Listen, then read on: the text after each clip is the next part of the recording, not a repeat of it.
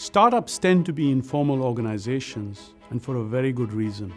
They need to pivot when circumstances dictate.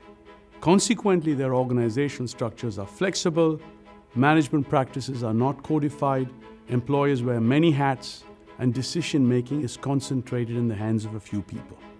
Scaling up, however, requires an organizational reboot. Start with an audit of competencies, identifying those that the company possesses and those that it does not. Scaling up requires explorers who excel at discovering new things, but it also requires exploiters, those who are good at repeated tasks. The people hired to be explorers must be entrepreneurially inclined, while those hired to be exploiters must have operational competence. Explorers should focus on innovation and growth, while exploiters focus on cost optimization and profit maximization. While most startups likely have many explorers among their employees, they often lack exploiters. Scaling up requires discipline, which in turn requires a company to formalize its organizational structure. You do this by explicitly assigning authority, responsibility, and delegating decision-making. The value of a formal organizational structure is greater in an ever more complex world in which the manufacturing of smartphones, automobiles, software, and other products depends on global networks of competencies. Organizational structure enables cooperation, coordination, and accountability as companies grow. Some collaborations are easier to foster than others. What makes for difficult collaborations is that knowledge and skill are often diffused and tacit. In his 2015 book, Why Information Grows, MIT's Cesar Hidalgo argues that the ability to combine tacit knowledge is a source of sustainable competitive advantage.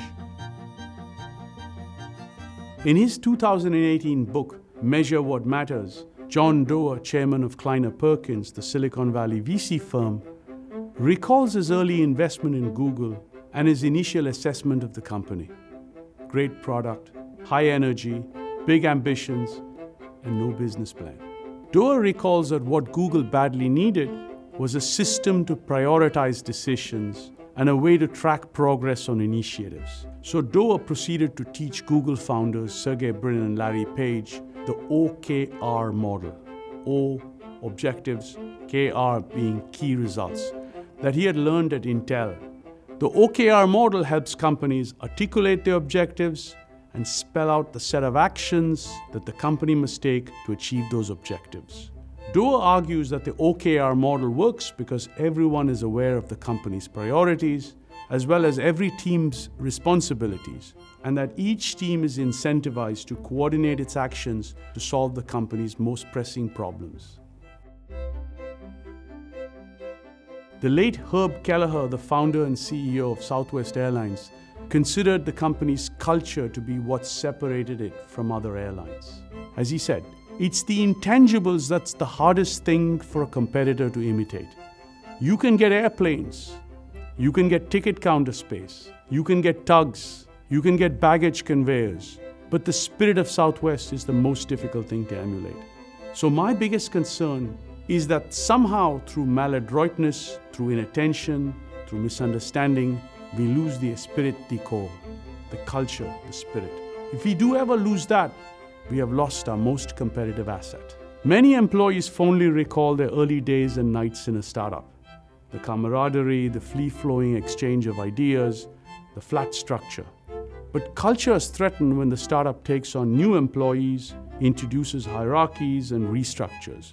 So reiterating a company's mission and values is one step towards invigorating the culture.